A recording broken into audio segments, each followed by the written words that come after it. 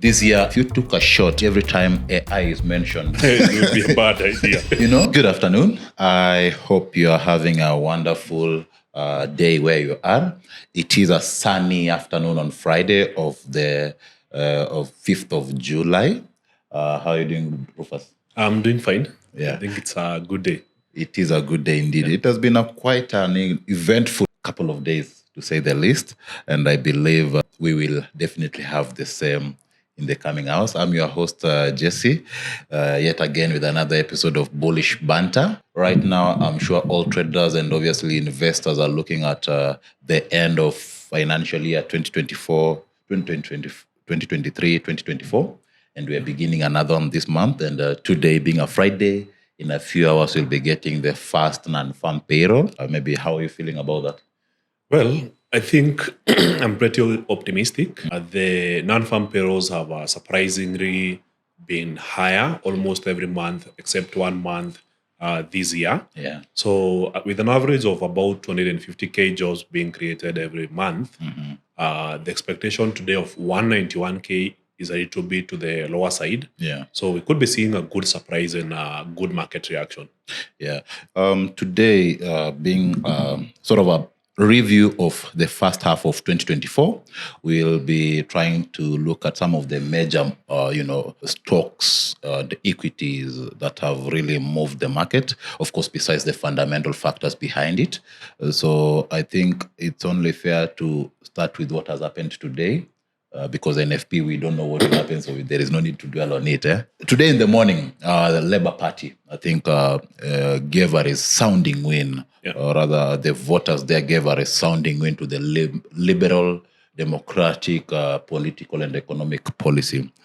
I find it very interesting, given that the opposite is happening in France and obviously in Germany as well. Maybe...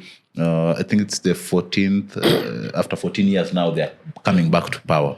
Yeah. Are we likely to see, a resumption of, aids, significant aids to different economies from the UK? Because I know it has gone down over the last couple of years. Well, I think one of the top points in the first 100 days plan of the new guy in the UK is about improving foreign policy. Yeah. So he will be looking to strengthen the aid as well as immigration policy. And I saw a funny tweet earlier today.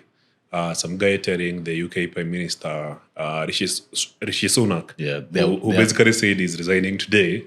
Actually, he has announced his resignation already, so he's out of number 10. The guy is welcoming him back to Parklands, Nairobi. That is... I think with the current Prime Minister, there's a lot of things that went wrong, especially during COVID. So he'll be looking to repair some of the relations.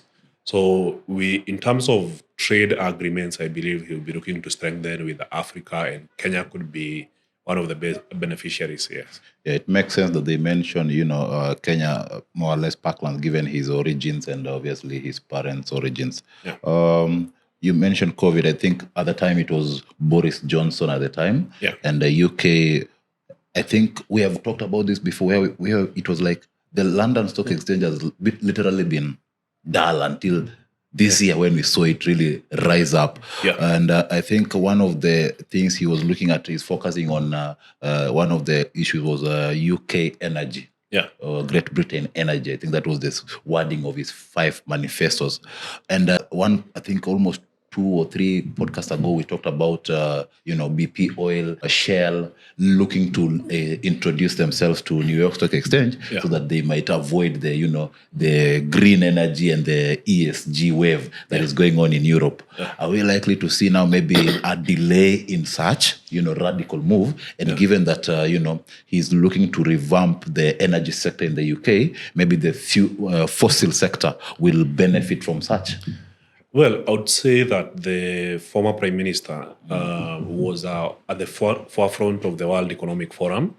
So he was currently promoting green policies, transition to green energy, which, as we know, failed badly in Germany. Yeah. So with the new party coming into power, I think they'll be refocusing their investments into fossil fuel.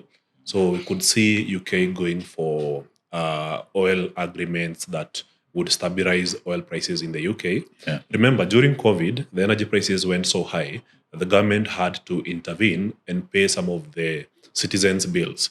So right now, I think they'll be looking to secure energy deals. So I expect that we could be seeing them expanding their resources to either produce more oil or buy more cheap oil from other countries. And I believe that's a step in the right direction. Yeah, I think also if you notice the Nord Stream Russian gas was obviously cut off due to the ongoing Ukraine-Russia crisis, and I know UK has really been in the forefront of supporting Ukraine. UK has been in the forefront of supporting Ukraine, quite a sentence there, in terms of artillery, humanitarian support, cash support. Yeah. And I'm just looking here at as of 5th of July, the UK 100 roll. I think at some point that would be around May. We had it going upwards of 8,400. I think that is the highest price we have seen it. And today, we are seeing it still, hovering around 8,200. Are we likely to see maybe on Monday once we have that swearing in? I know today, perhaps due to the resignation of, Sunak, PM Sunak, MP, maybe that uncertainty in leadership is quite still lingering in the markets? Well, the weird thing I've seen is that as the elections kept on heating up, that is the campaigns and then the eventual elections yesterday, we have seen big bets on the FTSE 100, the benchmark index of the UK. Yeah. So far this week it's up over 3%. So this is showing confidence in the new party. Yeah. And I believe we should be seeing the UK 100 resuming into new all-time highs. Yeah. Another thing which I know is one of, core pride in terms of UK society and the economy as a general, or rather their social welfare, has been their National Health Service. Yeah. I think there has been some jitters from both sides that it is not functioning well. From my, layman's observation is that the cover, I think it covers only if you have 2 kids and not any more of that. Yeah. And I think it was the former Labour Party leader, Jeremy Corbyn, was talking about increasing that as one of their first agendas. And it is part of the, he's independent, but he's a former Labour Party member. Yeah. And then, the new Keir Starmer, Sir Keir Starmer. Yeah. I hope I'm pronouncing that right. Yeah. That is his agenda number 4, to revamp it and, increase the social welfare. So I think, do you think now, it will play a part in terms of some of the hospitals or health stocks that are in the UK, which are likely to benefit from maybe be it supplying to these hospitals or, supporting them in whatever manner? Well, I believe the key challenges in the UK healthcare system emerged right from Brexit, and then they got even worse through COVID. Yeah. So one of the key challenges they had is a shortage of workforce.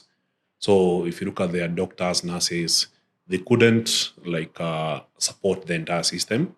Then they started an immigration policy. I think you remember a couple of years ago when former President Uhuru Kenyatta struck a deal where nurses would get jobs in the UK. Yeah. So then the UK adopted some policies that would limit immigration. Okay. And that was after COVID. So that exacerbated the situation. Well, at the same time, the healthcare workers were on a strike because of pay. Inflation was moving higher than wages. Okay. So after they renegotiated and people came back to work, they are still overstressed. So now that inflation in the UK has dropped back to 2%, I think now real wages are performing better than inflation. But as per the workforce, I believe the immigration policy will have a key role to play in either ensuring there is a sufficient labor force, and at the same time, in terms of wages, I believe they will be able to handle it, considering that now inflation is at 2%. I'd be interested to see how the policies of the new Prime Minister affect, of course, the office of the Bank of England, Andrew Bailey, Sir Andrew Bailey, if I'm not wrong, at least in the coming days. I know next week, by the time this episode airs out, he'd already perhaps been sworn in or elected by the members of, the Parliament. And then I think there's a NATO summit somewhere, so we'll see him address the world and issue now. Is sort of a policy. Inaugural speech. Yes. We'll go back a bit and fly over to the other side, United States. This year, I think the most, if you took a shot every time AI is mentioned, you'd be dead. It would be a bad idea. You know? And of late, I think, was it maybe in the early 2000s? Yes. Was it 2000s or? 2000, yes. Yeah. We talked about .com era. .com era. And there were two companies which really ran the show. Yeah. And sort of revolutionized rather the technology side. I'd like to focus on that. Alphabet, that is Google. Yeah. It summarized, it became a library of everything you want to read about on just a search or a click. Yeah. And then Amazon. Yeah. In terms of it revolutionized courier services. Yes. And it became one of those top companies that you must have. Yeah. And I was telling you earlier that... don't forget IBM. IBM, yes. Yeah. IBM as well. Yeah. And I was listening to a podcast recently and they were saying nobody likes to see the other person getting richer in something that they can do themselves. Of course. Right now, everyone is getting to NVIDIA. I think maybe a year ago when we were talking about it, it was a risky play until it hit $1,000 early this year. Yeah. Then rather around 900 November last year, that is when it became you must get in. Yeah. So right now people are getting in. And objectively, I think it is a good company. Yeah. It is a revolutionary company in terms of the tech world. Yeah. As we approach H2, of course, if you are locked into the position, the lower price it goes, the better. Yeah. Are there other companies maybe that can be giving better returns from whatever price you get into that maybe yourself, you can say investors can look at, or sectors per se? Well, from what I'm seeing, since now that you mentioned the .com era, the idea of a dynamic internet, we see these companies coming up, Google, IBM, and everything. That was a major technological advancement that was led by the US, which created these mega companies that we have today, the likes of Apple, Microsoft, and Amazon, and so on. So now we are on the precipice of another major technological advancement where AI is reinventing software. So the companies that are at the forefront of this major technological advancement are mainly some small companies, but also the big tech companies. So recently we saw the Apple take a big bet on AI by introducing it to the iPhone 15 and potentially iPhone 16 in September. And now we are seeing other companies joining in. Microsoft bought some shares in OpenAI and so on. But then, as an investor, you're wondering, for a company that doubled its value this year by increasing by over $1 trillion in market capitalization. I'm talking about NVIDIA. Is it still going to double over the next 6 months, or is it going to slow down? And that's the questions out of people are asking themselves. Like, is this market too expensive? Is the premium too high to buy into this share? So hedge funds are now approaching this AI revolution by looking at other participants in the industry. So rather than just looking at the companies that have AI products that are dominant in the market, you also look at other companies that might benefit from this revolution.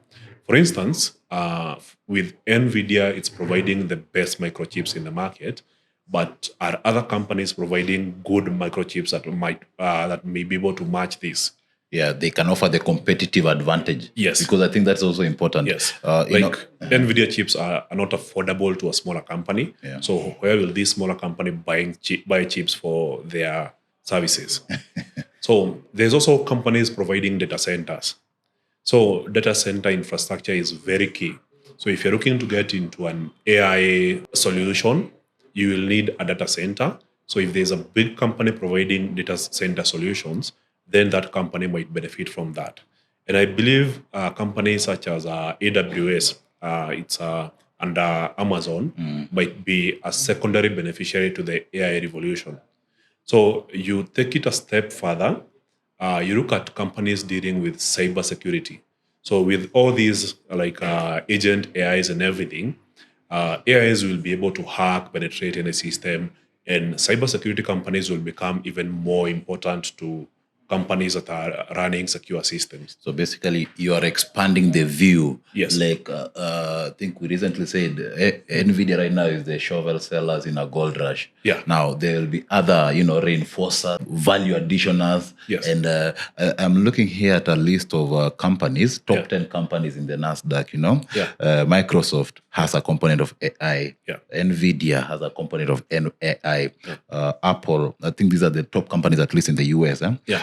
Apple, Amazon, Meta, Alphabet, both class A and C and B, Berkshire Hathaway, Eli Lilly, and then Broadcom. Yeah. All of these, out of the 10 of the companies I've listed, only 2 are not involved in AI. Yeah. That is, of course, Berkshire Hathaway and Warren Buffett, that is, and obviously Eli Lilly. We'll talk about Eli Lilly later. Yeah. But it brings a very important aspect of it from my side, meaning that the concentration is good, but as you have already known, it takes a long time to build a reputation. I mean, this company has been here for almost 30 years, but it's only the last almost 3 or 4 years when it has actually become, okay, this company is actually good. You look at earnings per share, you look at maybe their revenue growth, you look at their order book. It is one of those companies that sort of has been slept on, or rather not really on the limelight, but recently it has blown off the roof. Think about it this way. Remember when Safaricom started rolling out M-Pesa? Yeah. So the guys who got the agencies and agents first and created the first M-Pesa shops, they got out of customers, made a lot of money, and at some point, it didn't make out of sense to open an M-Pesa shop because they were too concentrated everywhere. Yeah. But some guy observed the market and realized that for every M-Pesa shop, they're not buying a very big smartphone. They're buying a small phone we normally call a kabambe. Yeah. So the guy who supplied the kabambes across the country made a good killing without necessarily participating in the M-Pesa revolution, right? Definitely. So that's the same way we are thinking about or the AI ones right who now. was providing papers to print those books. Yes. Or the cyber security guys who are photocopying the page one of the M-Pesa and then binding them and then selling at at a cheaper rate to the M-Pesa shops. Yes. Yeah. I have a very interesting tech here. You remember in 2020, Zoom. Yeah. Zoom rose from, I think it was around $50. Yeah. Shot up to almost $600, $700. Yes. Within that year of COVID. Yeah. And then it basically has been dumping heavy for the last almost 3 years. Yeah. Why? There is Google Meet. Yes. There is Microsoft Teams, which is very stable. I think for me, my favorite. Yes. I think there are almost 3 other video conferencing companies which came into the market. WhatsApp has video conferencing. Exactly. There is Facebook, there is Telegram. Twitter is now offering some form. Yeah. I am of the opinion that NVIDIA will be fine. Yeah. But once competition kicks in, and like I said, good news spreads fast, bad news burns in a second. Yes. I know the CEO of NVIDIA is a genuine guy, but any bad news that will come to them, and it has shown itself. I remember last year when we were talking about someone accusing them of cooking their books. Yes. And it really did a damage for a few days, and then it was the rumor was basically known to be false. Yeah. Is that a real risk right now, given the over-concentration of all these companies, depending on NVIDIA? And you remember, on those companies, I haven't even mentioned Tesla on these companies. So you can all this and even Lucid Air, which are literally within the electric vehicle manufacturing. Is there a risk in, say, over-concentrating on these while leaving out other, alternatives? Like, for example, Broadcom is coming up very nicely. I think also AMD is quite a good company. I think Intel are in the process of making also a very efficient chips. Are there some other low-lying fruits that maybe investors can look at? Are these rather some of those companies that investors can look at if they want to be in the AI, rush, but also make some value for their money? Well, I would say that the real risk in NVIDIA is in the valuation. Okay. Like, the valuation of the company is too high compared to the earnings that the company is making. So if you're pricing in the earnings of the company over the next, 10, 20, 30 years, it doesn't make sense if the other companies that are competing with NVIDIA are only 2-3 years behind in terms of technology. So Intel might not be able to compete with NVIDIA today, but 3, 4, 5 years from now, they'll be able to do it. And don't discount China. China are coming like real fast. Yeah. So the competition is really on the way. Think about it this way. About 5 years ago, Tesla was the single leader in electric vehicles in the entire world. Yeah. Nobody thought that there would ever be competition for Tesla. Yeah. You look at the sales today, BYD is selling more electric vehicles than Tesla. And they are producing more, their cars are cheaper, even though they haven't caught up with the profitability that Tesla is experiencing. So if you think of NVIDIA that way, then there will be guys producing similar chips at a much lower cost, which will probably take down their revenues. Interesting. To just wrap it up, I think this would be on 3rd or 4th of July. Yeah. We had I think it was European Union putting that tariff and blockade on the importation of Chinese electric vehicles so that they can protect their manufacturing sector. Yeah. I'd be interested to see how that goes on in the next at least a year or so, at least in regards to the EV sector and obviously the growth of that energy. Well, I think a majority of those lawmakers have been fired in the last elections. So we could be seeing some major changes. By the way, true. Now, to another sector which I know has been slept on, and I like this sector a lot. For some reason, it has withstood the test of time. Energy sector. Every quarter, I look at Occidental, I look at Shell, I look at BP, I look at Aramco. These are companies which produce necessity goods for the economy. And no economy can survive without cheap energy. And which is the cheapest energy? Fossil fuel. Unfortunately, it has significant damage to the environment. Are these companies now that UK oil, I think right now is trading at around $86 a barrel. Or should I say 86 pounds a barrel? US oil, West Texas Intermediate, is trading at around 81, 82. And it has been steadily rising, 1%, 2% on a monthly for the last almost 3 months. Not major change. Are we likely, first of all, to see it affect policymakers in regards to inflation? Because given it has been suppressed, January we had it at 90, that is for UK oil. It dropped to around 77. And right now it rose around May, thereabout. Dropped recently. Now it's on course to the previous high of January. Now that I think OPEC had already initiated the cuts on production, and I'm sure the impact of that will be felt soon now that things are sort of cooling down. Are these companies about to benefit from that high prices in oil? Well, I'll take you back down the memory lane. You remember the time before COVID? When the major topic, I remember Trump was president, the major topic of the day was about shale oil, fracking, and people were discussing whether it's profitable to produce oil at between $55 and $60 per barrel. And it was a very heated movement. So those guys could not be able to produce below 55 because it was a loss. And above 55, around 60, it was considered to be profitable. That was before they introduced this green energy movement, net zero and everything. And the taxation and, So fast forward, 4 years now, we are looking at oil prices as normal at $80 per barrel. Not even 80. Remember when it hit 120 something? 130. That is when Russia invaded Ukraine. We hit 130. So $80 is being viewed as normal, but to be honest, it's seriously high prices. But then look at the alternative. So for this 4-year period where Germany really invested into green energy, they really suffered. Then in 2021, there was extreme weather in Europe, where it damaged solar and wind turbines. And everyone had to go back to crude oil as well as coal production.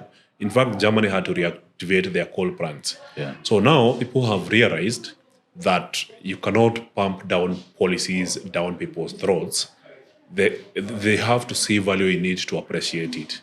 So while going green sounds like a really good thing to do, having cheap, reliable energy is more important. And people have learned that through the inflation cycle they went through over the last 4 years. So for any leader who have been pumping these green energy policies and pushing new eco levies, taxes on people who are doing emissions, they are currently being voted out. We saw it happen in the parliamentary elections in the Eurozone. Yeah. We saw it happen with the UK yesterday. Yeah. So it's becoming very unpopular, and people are going back to crude oil. And I mean, the current presumptive PM basically said number 4 on his agenda is Great Britain energy. So I am sure that involves extensive, be it new innovations in maybe fossil fuel, of course exploration that do not harm the environment much, and probably just ensuring that their production capacity in terms of energy matches their manufacturing needs, however cost it does, so that they can boost their economy. In fact, they already have nuclear power plants that are currently in construction, with being done actually by Russian companies. So it sounds weird, but Russian companies are building nuclear power plants in the UK. Yeah. I think these stocks, they do a decent 20-50% annually, at least on a good year, except the years of COVID. Well, so was it last year when even January I gave this call? I think they are doing well. I might just have to check on it. But energy, so long as you produce, I think, something that is valuable to the economy, basically, it will generate returns at the end of the day. Some of the best companies in the US right now are up 30 to 50%. And that's since the beginning of the year. But then there's this AI thingy. The fact that NVIDIA is up over 166%, you look at Hot Holdings is up over 144%. 144%. Then you realize that just because these two companies are doing so well, the returns of 30-50% in 6 months are being seen as dismal. But if you eliminate the impact of AI in some of these special stocks that are doing so well, anyone who gets a return of 30-50% within 6 months is still a decent return and way better. It's more than double what the S&P 500 is doing. It's interesting that you mentioned that, because I'm looking at the chart of Occidental Petroleum. When the price of oil hit around 80, is it 80? 90 actually, 90 US oil. That is around mid-May. Occidental was trading at $70 a share.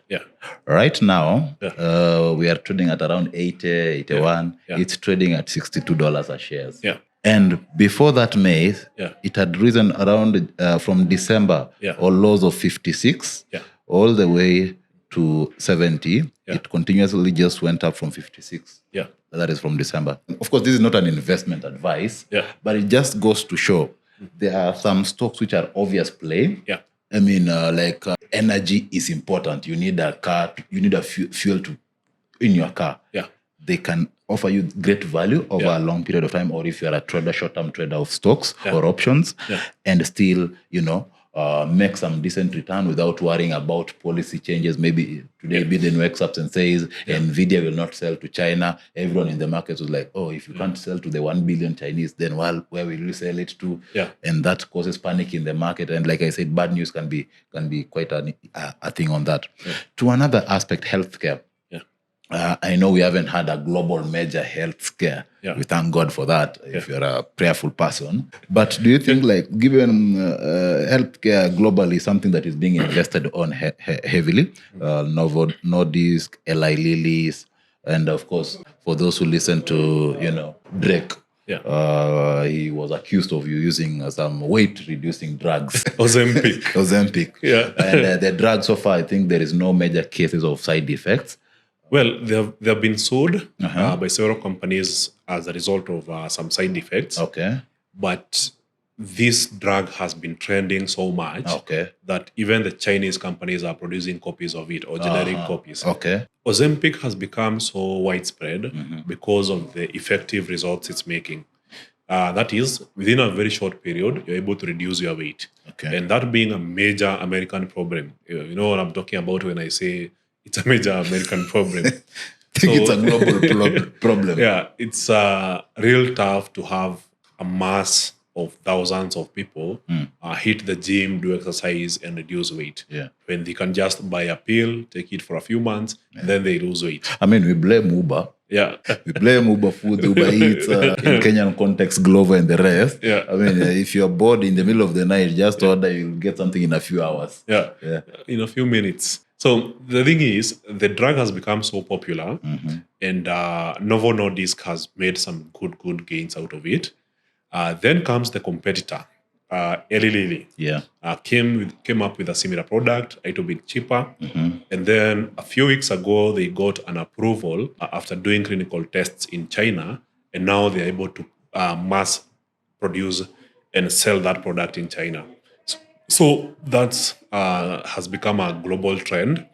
And by becoming a global trend, it became a Wall Street favorite. So now if you look at Eli Lilly and you look at Novo Nordisk, they are doing quite well. And just confirming the returns so far. So for Novo Nordisk, is up 36% year to date. Yeah. And Eli Lilly is up 51% year to date.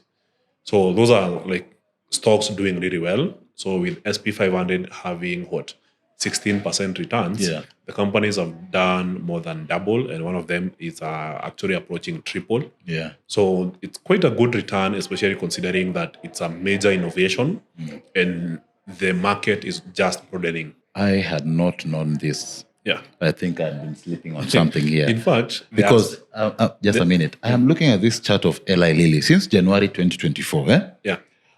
It started the year at $600 a share. Yeah. It consolidated around February to maybe around April thereabout at 750, 780 on the higher side. Yeah. And then right now it is at $892 after hitting $900. I think that would be on Wednesday trading session after the news on approval. Yeah. We have another competitor for NVIDIA. You know what? People need laptops. Yeah. People need phones, fast phones. Yeah. People need iPhone 16. Yeah. People need, Tesla Model S or whichever model will be coming. Yeah. And people need to have 6 abs. And to lose weight. Yes. Yeah.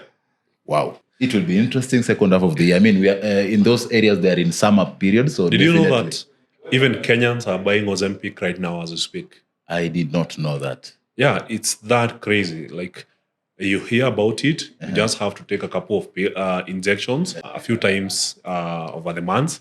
Then you lose a specified amount of kgs. People are taking it, and that demand is making people crazy because you can actually see the results. It is ironic that this year people are taking to reduce weight when some years back people are taking. Very interesting. Humans are interesting people. You will always be amazed every time what they do. And I think it's about weight allocation. Okay. If it's somewhere, maybe it's good. If it's somewhere else, it's not nice. Yeah. I guess what's clear to say is that in the next, this quarter, and of course all the way to December, energy and health sector, bar any black swan event happening, should be quite one to look out for, at least after the uncertainty we had in January and everything regarding Fed rates and everything. Well, the latest news that I just saw today was that some American missiles were used to attack Russian citizens directly from Ukraine. Okay. And that's currently escalating the war between Russia and Ukraine. Interesting. So if that escalates in the third quarter of this year, then it might affect Russian oil production and distribution to the world. And that could drive oil prices higher. And that's why I'm really focused on energy stocks right now. Interesting. As we sort of come to the end of the show, I will touch a bit on the central bankers. Yeah. This week, I think we have had almost, the last 2 weeks or so, we have had almost all central FOMC members, ECB members give speeches. Yeah. And in the Eurozone, they are sort of clapping to themselves, patting themselves in the back. They have dealt at least with inflation significantly until they are openly advocating for, a cut, further cut, just to boost the economy. Yeah. In the US, I think we have discussed this with you in multiple ways. Like, we are, every data indicates maybe lower numbers, at least based on how the economy is performing. Yeah. But somehow we are getting, up and down, proper zigzag. Yeah. This month it's good. Next month it's really bad. Yeah. Next month is extremely off the park. Yeah. Next month, I think we have had maybe 1 or 2 months. Yeah. If you look at, for traders, you can check on the Forex Factory NFP number since January to date, and including today, whichever number we get. Yeah. Based on the projection of 190K, are we likely to see members of the FOMC openly advocating, at least those who are, dovish, pressuring Powell. Because personally, I think I've stated this so many times. I still believe they'll hold it for 2 more meetings until earliest next year. But if they do cut, it would be due to political pressure. And unfortunately, maybe something out of the ordinary has happened and has necessitated for them to act. Well, if you look at the various global central banks, especially in the West, the Reserve Bank of Switzerland, SNB, they cut after inflation dropped below 2%. UK hasn't cut yet, but inflation is already at 2%. The Eurozone, which I think it was due to political pressure, cut interest rates when inflation was still above 2% at around 2.5%. So for the US, inflation is still at 3.3% as per the last reading. And it's always a bad idea to cut into inflation. In fact, the US has been stuck in what we call stagflation. For the last 1 year, inflation has not moved below 3.0%. So we have seen a minimum of 3.0 and a high of 3.7%. So inflation has just been playing around there, with the last 2 readings being 3.4 and then 3.3. I don't think they have achieved the target yet. And now, if you look at the last 1 month, oil moving from around $72 to $80 and rising, that is bound to be inflationary. Definitely. And if you look at the job market, we have averaged 250,000 new jobs created every month from January to June. So maybe 2 or 3 months. No, for the last 6 months. So with that period, it basically means that there's more and more jobs being created.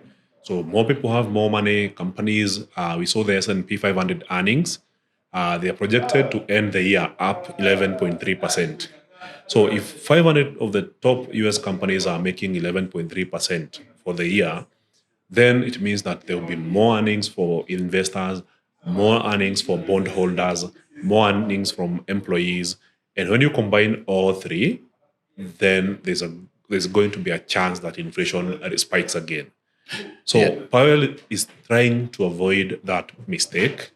And if other central banks are going against it, then the overall outcome is a strong dollar and a strong SP 500. In line with that, the Kenyan inflation reading for June also came around 4.9, if I'm not wrong. 4.9.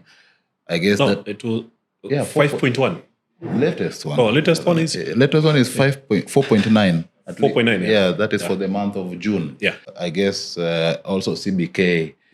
Given the recent ongoing in Kenya in terms of high cost of living, everything basically tightened up.